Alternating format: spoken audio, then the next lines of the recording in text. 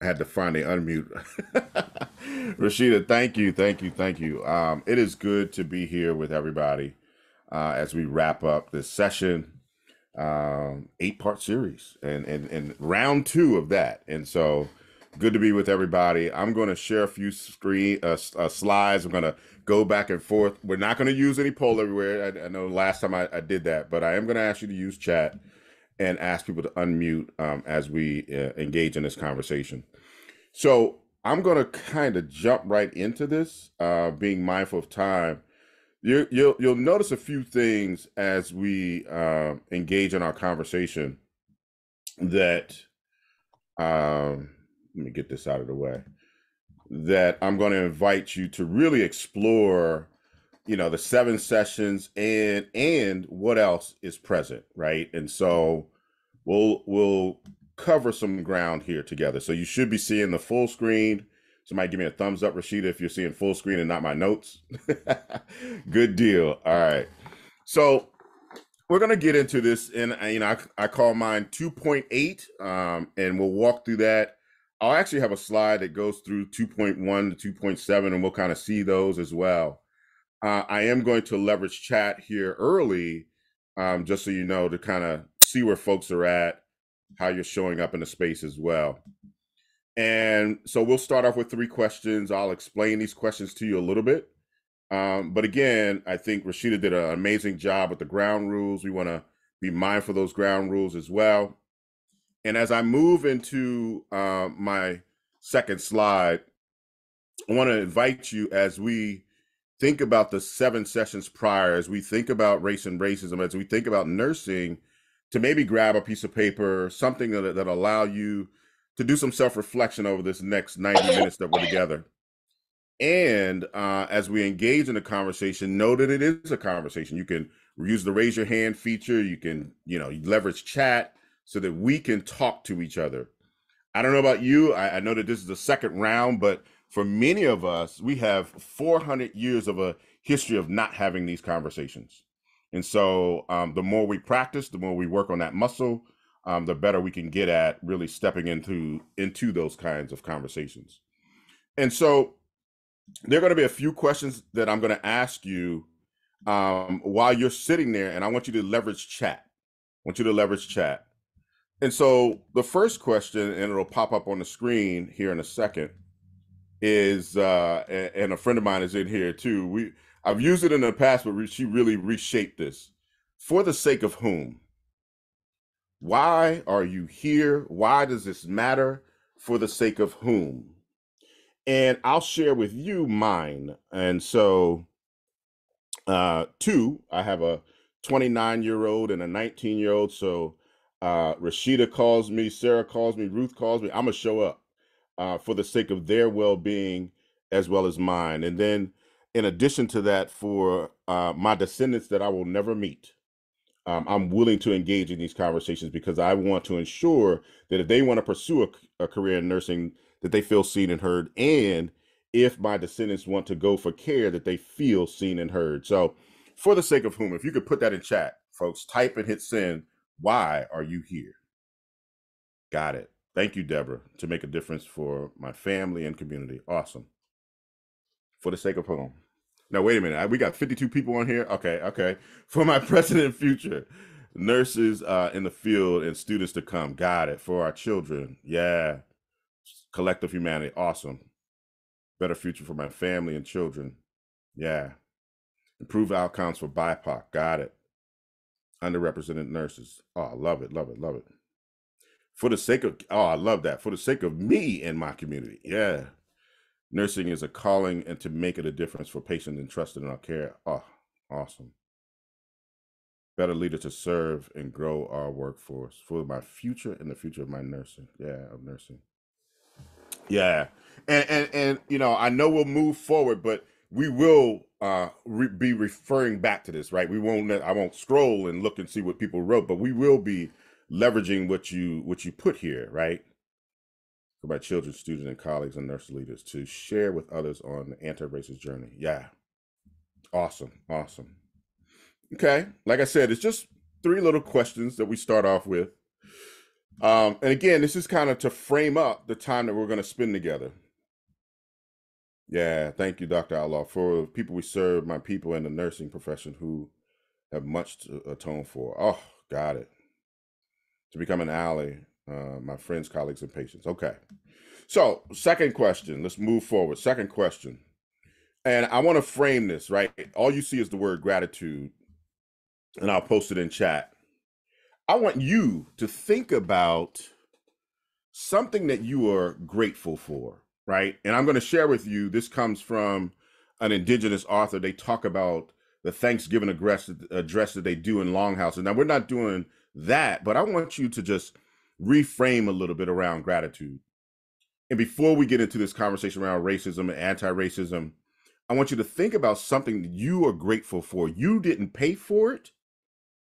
You couldn't pay for it, but it's given to you freely. And what's the reciprocity around that thing? So it's not just what are you grateful for, but what is your reciprocity around that? So my example is I love sitting in my yard. You know, I'm looking out my window right now. I sit between these two trees. I sit out there and receive oxygen from those trees. The reciprocity is the carbon dioxide that I expel. We're having this free exchange. I don't pay for it, but I'm grateful to be able to have that exchange. So, again, just the framing. What are you grateful for? Some gratitude. And what is the reciprocity? If you could put that in chat, get a few people to do that. And then we got one last one I'm going to do. They're like, man, we didn't even get started the deck and we're 10 minutes in.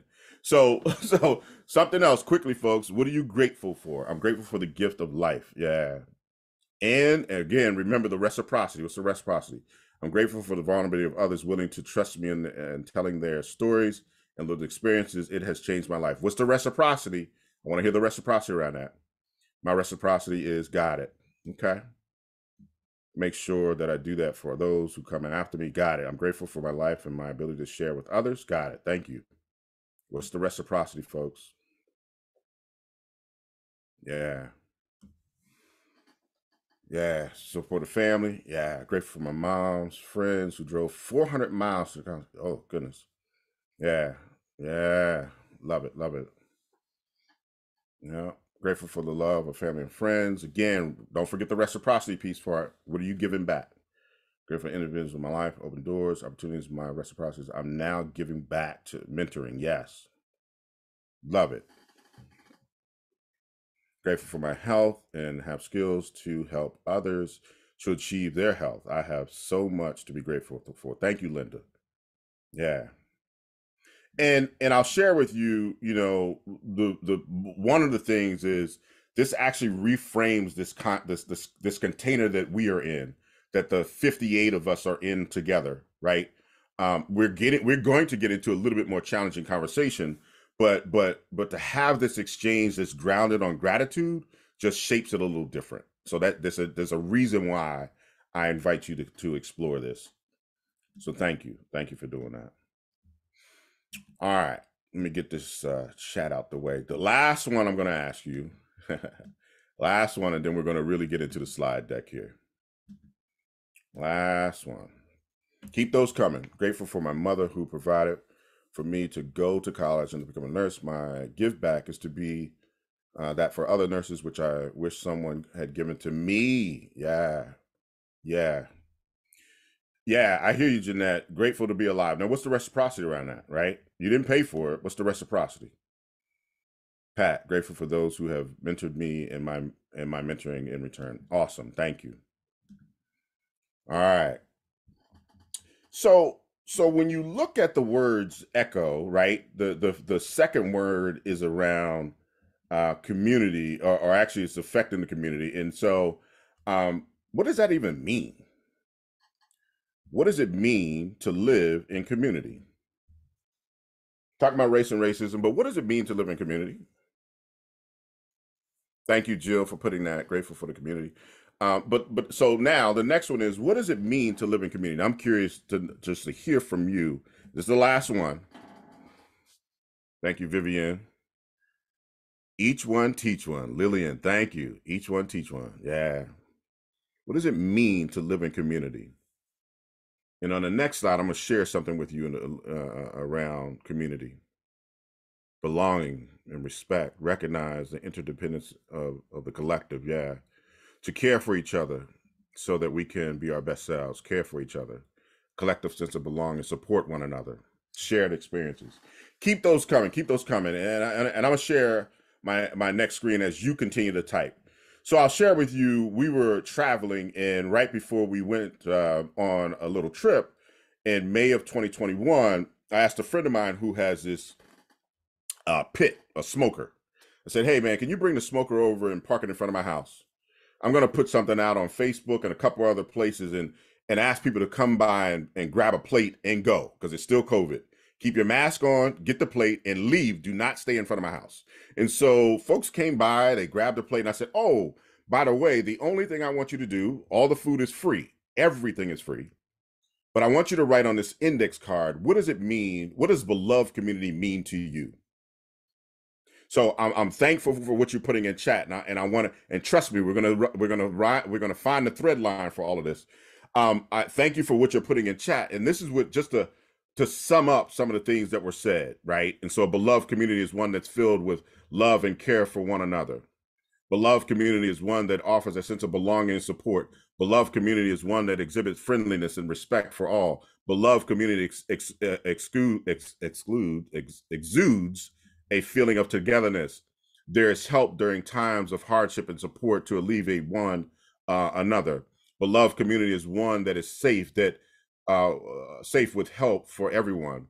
Beloved community fosters an environment that is inclusive. Beloved community is one that is equitable. Beloved community is one that feels like a family. I can share with you, based on what you're putting in chat, based on what my neighbors put in those little index cards and in the box, none of it was aligned with the racism that I've heard about in the study, that the nurses are experiencing, that patients and families are experiencing. None of it is aligned with what I heard. And so my question, I'm just letting you know, on the back end, what are we willing to do? We're going to talk about the 7 sessions, but what are you really willing to do to create beloved communities, to foster what we want, right? And so how do we move into that direction? So thank you all for sharing your awesome, awesome comments in the chat. And actually, this isn't the last time we're going to use chat. We're going to use chat a lot, and I'm going to invite some folks to unmute and very soon here. But I want to slow this down, right? You know, I was looking at the 7 things that we've covered. I looked at the 8 last time, and I'm like, I just want to have a little bit of a conversation around intersectionality, just a little. I'm not going to stay there long, folks. I'm not. But I will share with you the definition, and then I'm going to share with you some work we've done with some other organizations. So, intersectionality, an approach largely advanced by women of color, arguing that the classifications such as gender, race, class, and others cannot be examined in isolation from one another. They interact and intersect in individuals' lives, in society and social systems, and are mutually constituents, exposing one's multiple identities can help clarify the ways in which a person can simultaneously experience privilege and oppression. So I'm going to draw a line. I'm going to share with y'all. We're not going to use poll everywhere, but I want to show you some results that I've asked some questions in the past. I've asked in some sessions, I said, hey, when did you become conscious? When did you become conscious of your gender? Right? That's all. Simple question. When did you become conscious of your gender? And I asked some few folks to respond. And here's one of the graphs that aren't too far off from many of the graphs that we've got responses. What I'd like you to do in chat is just put, what would you have responded with? A, B, C, D, or E, right? Just put that in chat. Yeah, got it. Look at that. When did you become conscious of your gender? When did you become conscious of your gender? Okay, a lot of A's and B's, A's and B's. I got a C there. Awesome, awesome. Interesting. So I want to keep mindful, be mindful of my time, but I want to bring somebody's voice in on this. I'm curious. Anybody, you could put A, you could put B, could put Z, C, but I'm curious to talk to somebody who never really even thought about this. A is true for you, but you're like, you know what? That's an interesting question. Conscious of my gender. Anybody, if you're willing, of the 62 people, yes, thank you, Kenya. Can you, Dr. Baird, sorry, can you unmute? Talk to me a little bit. That's okay. I struggled with this question because I was like, was it before 5 or was it 6 or 7? And then I remember at the age of 4, I wanted a dollhouse. And that's really the only thing I can remember about being 4 was for Christmas getting this pink dollhouse. And I know that I was given choices, but I don't think the choices were things that you would get necessarily for a boy. Mm. So I'm wondering, and I don't know how much of this was influenced by my parents and society. I went to Head Start, how much they influenced me being aware that as a girl, you should like this or you should want that. Awesome. Thank you. I'm gonna try to get to all everybody raise their hand real quick. We're not gonna stay here too long because I got more to cover. Thank you. Katrina Rivers, can you unmute? Sure. Hi, y'all. Um, I'm a Southerner and it's hot here. So I had cousins that were boys that lived close to us, and they would be outside with their shirts off. Like that was the summer ritual. That's when you knew it was summer because they would be outside with their shirts off. So I think I might have been about 5 or so, and I wanted to go outside with my shirt off, like they did, and it was like, no, you can't. And so in the past, I had been able to, but at this point, it was like, no, you cannot do that anymore. And Right. and the why, so. Right. So what you put what, 6? What where were you? I put B because it was B. kind of between, Yeah, yeah, yeah. and it took me a long time to understand, even after it had been explained to me, it took me a long time to understand the why. Got it. Got Yeah. it. Thank you. So Vivian, real quick, we're gonna do this quick because we got more. Okay, so I'm so glad Katrina went first because that was mine too. But I think I was around the age of 9 or 10, and I distinctively remember my mom saying, you have to put on a shirt now. You cannot go like that, because I was starting to develop. So I would say around 9. Got it. Got it. Thank you. Deborah Stamp. Thank you. Good afternoon. I can remember at age 3 when I came to the United States. I was born in England and came over. I remember that I had on these white lace tights and this coat, this red coat that was double-breasted, and always had to have a dress and these bows of ribbon in my hair. So that's just what I remember. Yeah. Yeah. Always as a young child, these ponytails with ribbons and white lace tights. Thank you. Thank you. Now y'all know where we're going, so thank you. Kara, go ahead. Hi, yes. I'll make mine quick. I grew up in a Baptist church, which there are very, gender roles, and I was singing in the choir. We had specific uniforms. The girls had to wear their skirts and these specific tights and these specific pearls, and the boys did not. So I think that was the time where I didn't know then, but now reflecting on it, that was probably when. Got it. Thank you. Go ahead, Angelo. Yes, in my family, bunch of boys, but from the beginning, we was taught how to be a boy, what our roles and responsibilities were. While we was different from the girls, we had totally different expectations, especially being an African American male. We had a whole different set of rules that we had to go by. Yeah. All right, let's keep it going. We could sit right here, but we got to keep going.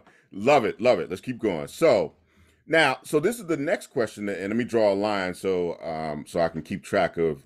I love the comments in chat too. Thank you. So this is the next question that I pose for folks. Now, we're not doing a poll everywhere, but we're just going to use A, B, C, D, and E. I asked people, when did you become conscious of your race, right? Another layer of our identity. Remember, I started with intersectionality, but I just want you to think about this one piece. And so you can put A, B, C, D, or E. When did you become conscious of your race? Got it. Some A's and B's. Got a C, a few C's there. Got it. Got a D. Thank you. Thank you. Got it. When did you become conscious of your race? Third grade during integration. Got it. Yeah. All right. All right. Keep those coming. So again, just like we did with the gender, I'd like a few people to just, man, I never even thought about this thing. So how is this question hitting you? Anybody who would like to unmute. Go ahead, Kelly.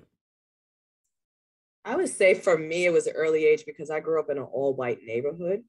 And I don't know which one came first. It was either I was called the N-word by a fellow student, or I remember going to someone's house and going to play with them. And the little girl coming out and saying, I can't play with you because you're Black. Because my mom is Black. So I think I had to learn probably at an earlier age because of the environment I was in. Got and it. Parents had to have that talk with me about being. Oh, yeah. Oh, yeah. Got it. Got it. We got a few more people on. We got 64. I'd like to get two other folks. Maybe somebody who put a C down, right? Somebody who put C. Go ahead, Julia. Yeah, hello everyone.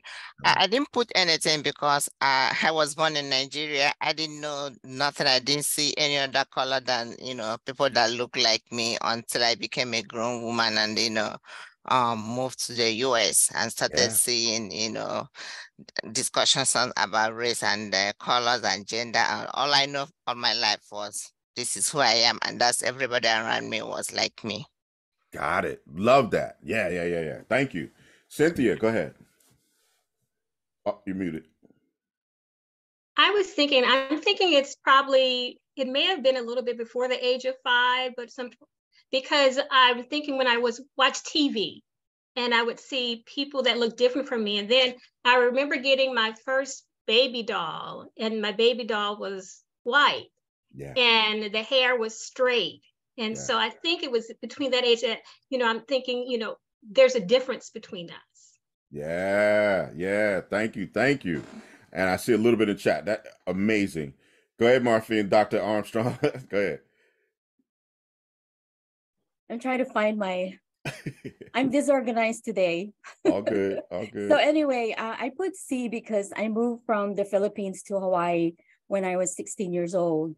And when you're in an area, an environment where everybody looks the same, you don't think much of, oh, I'm different. So and Hawaii is also a mixed place. There's different races there, but it's still, that's when I opened my eyes to like, oh, they look different and they talk different from me. Yeah. And I think it's because in the Philippines, I was so sheltered and I was not allowed to go anywhere without chaperone. So I just don't go. Anyway, so a late bloomer, that's what you will call someone like me. Got it.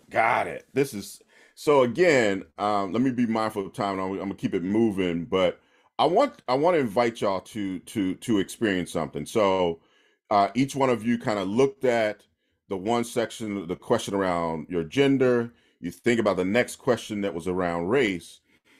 What do you actually understand about the intersectionality of your race and gender? What do you actually understand about the intersectionality of your race and gender? And keep track of these questions, because I'm gonna give you a quick hot minute to talk to each other. What are you curious about as it relates to intersectionality?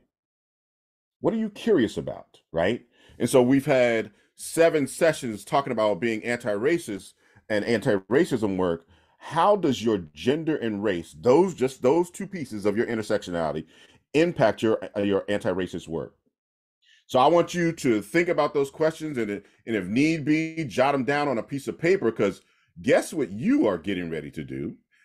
You're going to be in a breakout room talking to each other about these 3 questions. So we're going to make a bunch of rooms. We got 14 rooms. There'll be 4 or 5 people. You are not going to be in there long because I got more to cover. So get ready, jump in the rooms, talk to one another, and just share these. Somebody be the note taker, whatever. And I'm only going to hear a few people as you come back, right? And we'll put the questions in chat as well. Thank you. Good. Yeah. Let me do that very quick before I even open the rooms. Because I think you should be able to see them in chat even when you're in the breakout, I think. We pose these in chat. Hit send.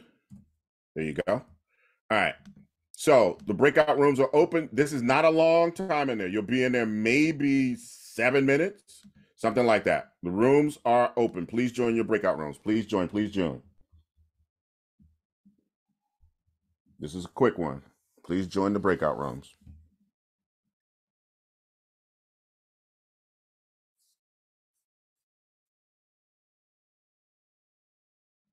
Please join. Please join.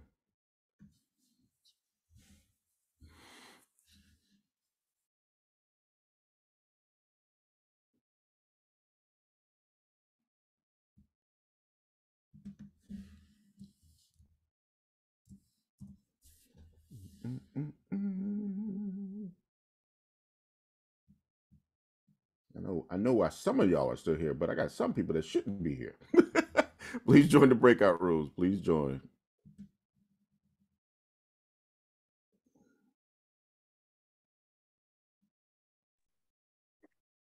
It's connected. So I think maybe. Hold on one second. I see. I'm going into. Oh, okay. Okay.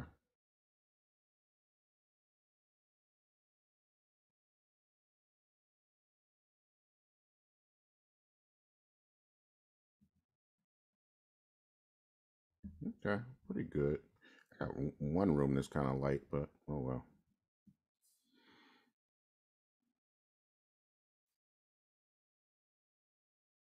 Yes, I agree.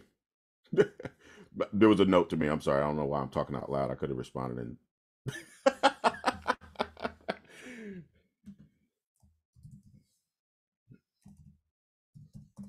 There we go.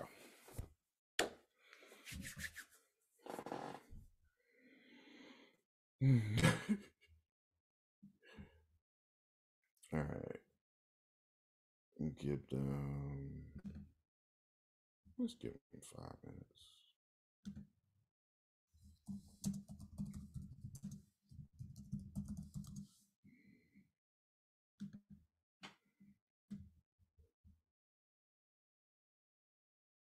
Oh, okay. Let me find you.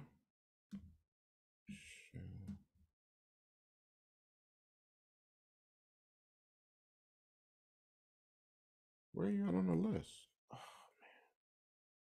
You know what?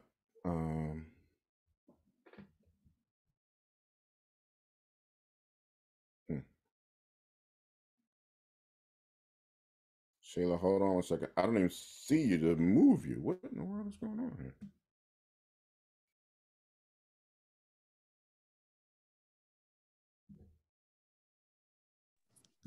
No problem. Maybe while I'm here, can you hear me? I can hear you. Oh, good. Okay. The person in the group I was in couldn't hear me and I felt so bad. And they were just like, I'm going to leave. I can't hear you. And I was like, no problem. That's okay. All right. Well, I just moved her. I can hear you. I guess you'll just hang out with us. Hey, Groovy. I love that. Thank you. I'm so glad to be here. This is awesome. Thank you very much for all of you who've been hosting this. I've been participating in the last few weeks, and this has been really great. Cool. Thank you so much for being here. Absolutely. Yeah. And listen, if there's an opportunity, bring your voice into the space. Okay. Will do. Yeah. Thank you. I appreciate that invite. Cool.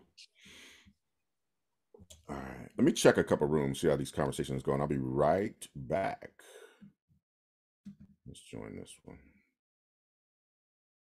Stop their screen share. Does that matter? I don't think so. All right. Let me stop sharing and I'll join this room.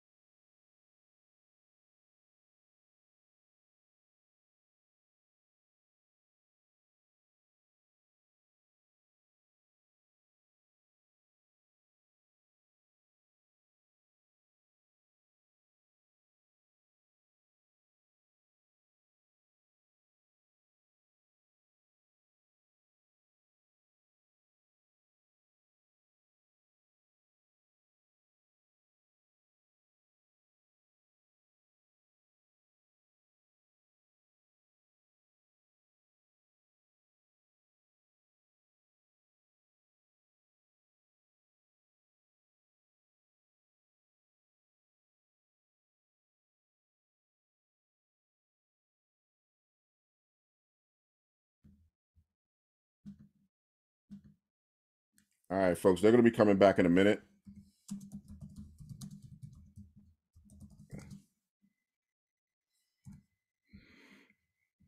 All right. Close all rooms. Boom. Find this.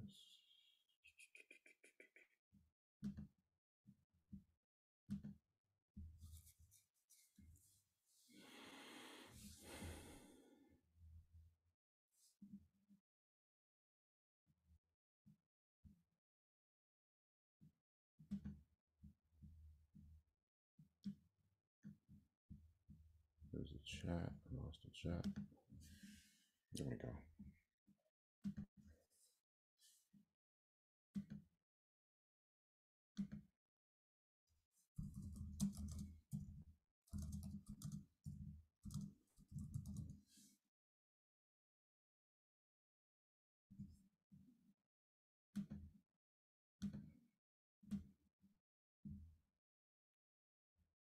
Welcome back, folks. Welcome back.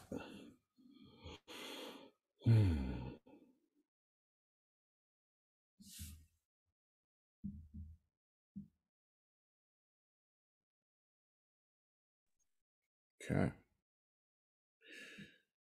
Welcome back.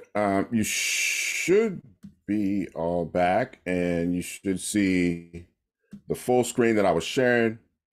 So let's get into this, move a little bit forward. And I'm just going to invite one person. Somebody can put in chat my question. What was that conversation like? And you can respond in chat and say whatever. If one person wants to unmute, I welcome that. Use the raise your hand feature. What was that quick 5-minute conversation like? Anybody want to share or just drop it in chat and we'll keep going? Go ahead, Tammy. Hi.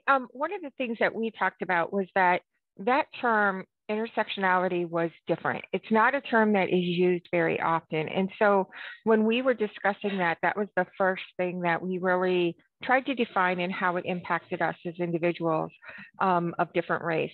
But then we looked at one of our teammates posed a question because we were divided with races within our group, but how people that are not Black answer these questions. Yeah. And that really, the two individuals that were there, you could see that we were taking a thought. We were taking a step back. We were really focusing on how that we answer those questions. And it's interesting when you are faced with that, because I typically do not see racist actions. They're there, but I am not aware of them. And so when I work with individuals who are facing that, I'm trying to make sure that I am learning all individuals' perspectives and trying to meet those individuals where they are. And that's something that is learned. It's not something that you're born with. It's not something that you are aware of if you don't think that way.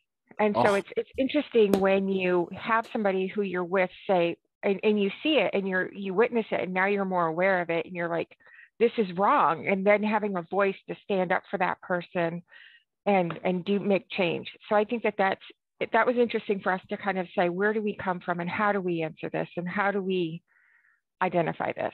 Let me ask this question, and I got to be careful because we could really end up staying here too long. And so, Tammy, if you could stay unmuted with me for a second, and trust me, this is a request. You can decline the request, you can accept the request. When you said you were listening in, right?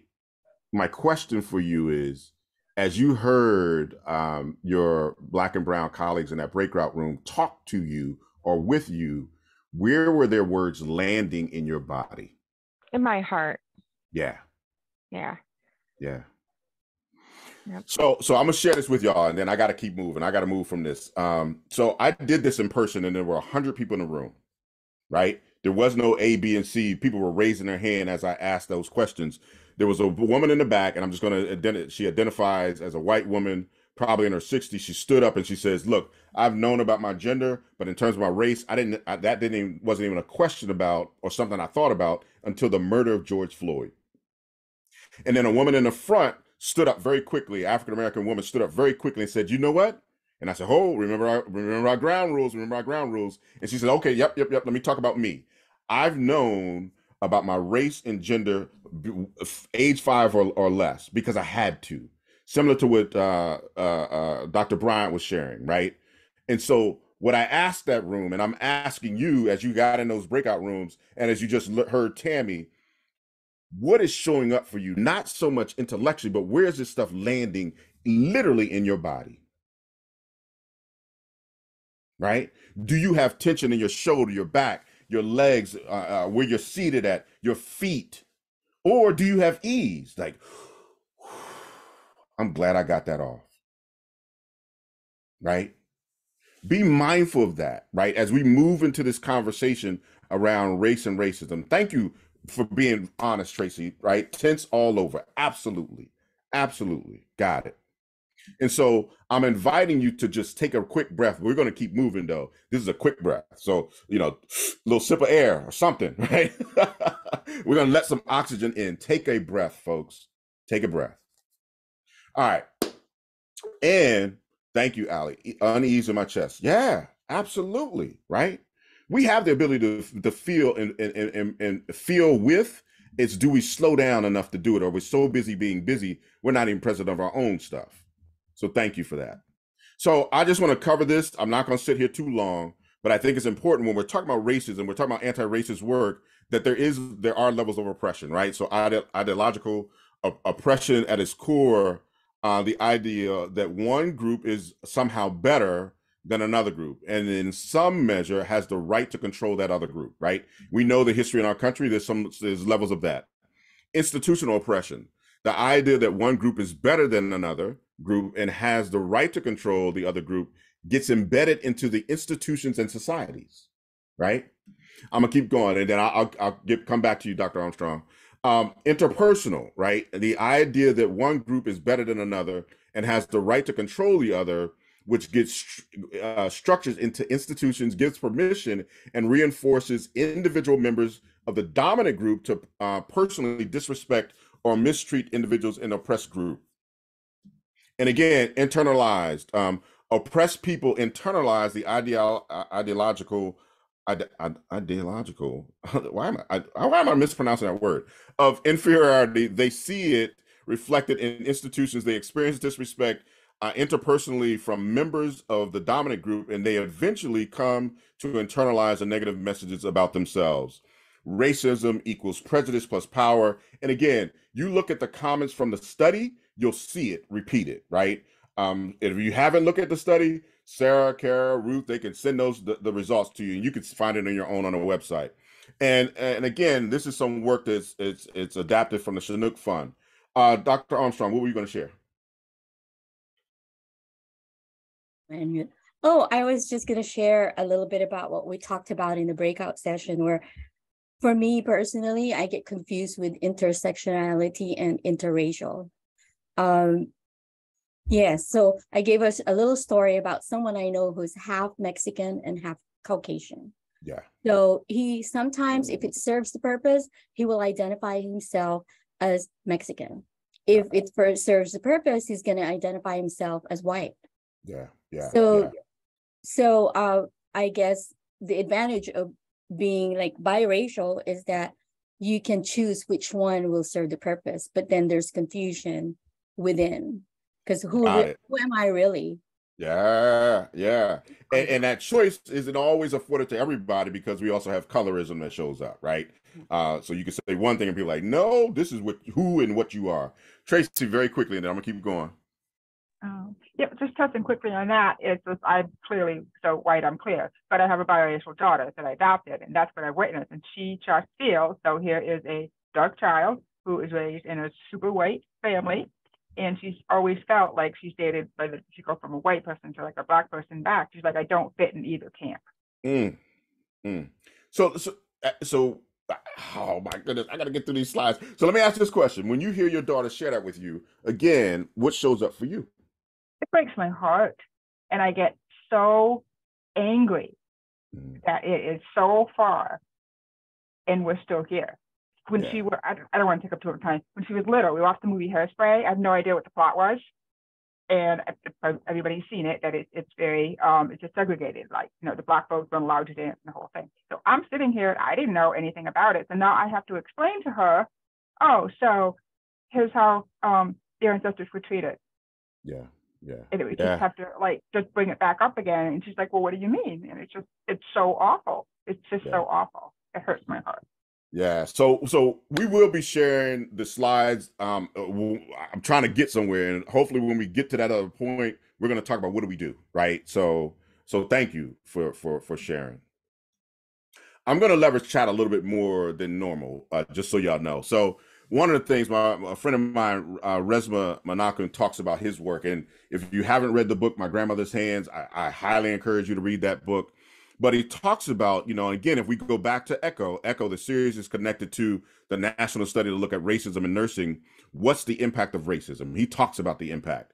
It's for, to our nervous system, to our ventricle vagal complex, right? He calls it the vagus nerve, the musculoskeletal system, the respiratory system, the endocrine system, the reproductive system, the cardiovascular system. Like, I know when I'm in certain situations and it's tense, my blood pressure goes up. I can feel the blood flowing through my body. Gastrointestinal system as well. And so it affects every part of your being. I just want people to be mindful of that, right? We're like, oh, it's just no, it's not surface. It's literally in our bones. Okay. And so here again, here are the 7 sessions, and I was trying to get here, got a little bit more to cover as well. And so I really want you to be mindful of the 7 sessions. So we started with Dr. Gina Brown from Howard, again, understanding unconscious bias and microaggressions. Dr. Frida Outlaw did an awesome job. We talked about representation and imposter syndrome. Daniela Vargas, again, I love that one. It was so much I didn't know, right? The National Code to Ethics and Ethical Implications of Racism. And then they're looking at, revising that book as well, the content, Courageous Conversations Around Allyship, Dr. Erica Brown, and then Handling Retaliation, When to Fight and When to Walk, Dr. Beard, who's on here as well. Tools to Address Racism in Clinical Practice, Confronting Racism on the Unit and Bedside, Dr. Marfin Armstrong, who's on here as well, Racism in Academia, and Dr. Kelly Bryan. My question to you, and I want you to think about it, and just put in chat 2.1, 2.2, 2. Whatever. Can you place in chat which session you have already leveraged? After the session, you've done something. You've talked to somebody about something. You've done something with these sessions, because it's not meant to live in this 90 minutes. So I'm inviting you just very quickly, out of these sessions, the 1 through 7, which one have you done something with? I'm not asking you to unmute. I'm not asking you to say anything, but you've went to the session and you leverage what you learned from that session in some way. So you could just put 2.1, 2.2, 2.3, whatever. Thank you. Got it. Awesome. Good stuff, folks. Yeah, we hope that it lives beyond the session. And we're going to give you opportunities. Good stuff. All right. Love that. Now, what I want to share with you is the top of the screen, right? So it says extensions for community health care outcomes. And this is where we started in the beginning. Ask you, what does it mean to live in community? Extensions for community health outcomes, right?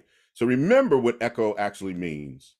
So again, Project ECHO, the extension for community health outcomes, again, healthcare outcomes, is a movement to demonopolize knowledge and amplifies local capacity to provide best practice care for underserved, or you could say hedge, people all over the world. Hedge is historically excluded groups. The ECHO model is committed to addressing the needs of the most vulnerable populations by equipping communities with the right knowledge in the right place and the right time. I'm trying to get you to an opportunity to talk to each other about this. And so when we look at it, we're talking about what are we doing for our communities? What are we doing for nurses? What are we doing for patients to around this work to be anti-racist, so that we're doing good work, extending extensions for communities and healthcare outcomes. So that's the point. And so I just want to touch on historical. If you don't understand, I just want to give some historical context around this whole notion of race and racism. Now, trust me, there's more before that. But if you grew up here in North America, you grew up in the United States, this is one of the many acts. This is 1790, the Nationality Act. If you see the italicized words, right? Congress first, define eligibility for citizenship by naturalization in this law, and limited the important right, limited this important right to free white persons. Now, this does not say, and be clear, in practice, only white males. Property owners could naturalize and acquire the status of citizenship. So I'm just going to leave that there. Nothing else to say or add to it. So just be mindful. This is 1790. And if we move from that, and I'm just going to pause for a minute, and I'm going to draw a line, and I want you to see these three names: Lucy, Anarcha, and Betsy. All right? Yeah. I'm not talking about Sims. I'm talking about the mothers of gynecology, right? So I want people to be aware of them.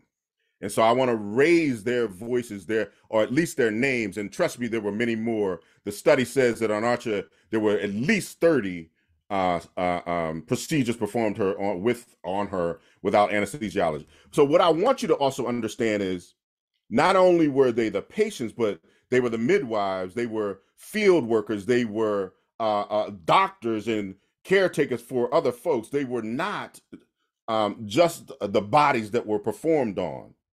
They still had to work the field. So I want you to be mindful of that as we think about the historical context of all of this, right? And when you hear some folks say, I feel like I have to do more, or people aren't conscious of the limits of my capacity, because there's a history around that, right? And so we'll drop the date there. So that's 1840. So we did 1790, 1840. Let's keep going. It's in the Dred Scott case, right? And if you're not familiar with that, they were in a free territory. The ruling from Chief Justice Tandy: no free or enslaved Black person will be afforded this opportunity. And that's where the 3/5 of a human comes in as well. This case kind of led into the Civil War, right? So again, if we think about racism, just imagine these three things in terms of historical context. Just be conscious of it, that this stuff is in our bones. Yes, Deirdre Cooper, and that's somebody who I've been in conversation with as well. So absolutely, and Deirdre Cooper really gets into Lucy, Anarcha, and Betsy. Really walks through that very well. Thank you, Linda. Or Becca. Thank you. All right, so let's talk about contemporary. I want to share a little bit with you. So we got 2016. We have residents literally believing that people of color have a higher pain tolerance. Literally in 2016. Like, come on. And then, we got the CDC that says, you know what, wait a minute. There actually is an issue, right? CDC came out, I think that was 2018, thinking about health disparities, underscore the urgent need to address systemic racism as a root cause of racial and ethnic health inequities, and a core element of our public health efforts, right? And then I'll share this next thing with you, and then we're going to keep it moving, folks. This was literally this week.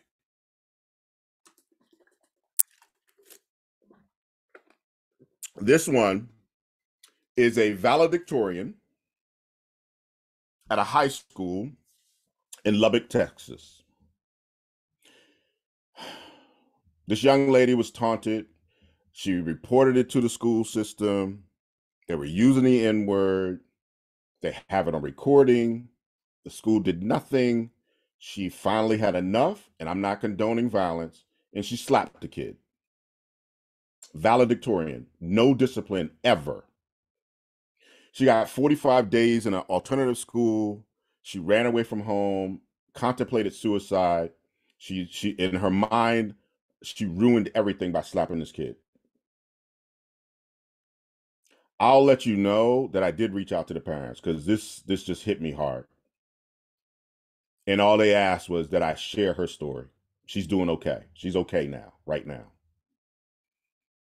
But again, the layers of this stuff, how it affects the body. I was talking to Resma about this, and he says many people don't understand that the N word hits Black bodies a little different. It's not just a word. The physical harm around that is serious. So again, I've heard in some of the breakout rooms people talking about that. Thank you, Kara. Yes, absolutely. And this stuff is prevalent, right? And so, what are we willing to do? So, for a moment, very quickly, I do want you again to take a breath.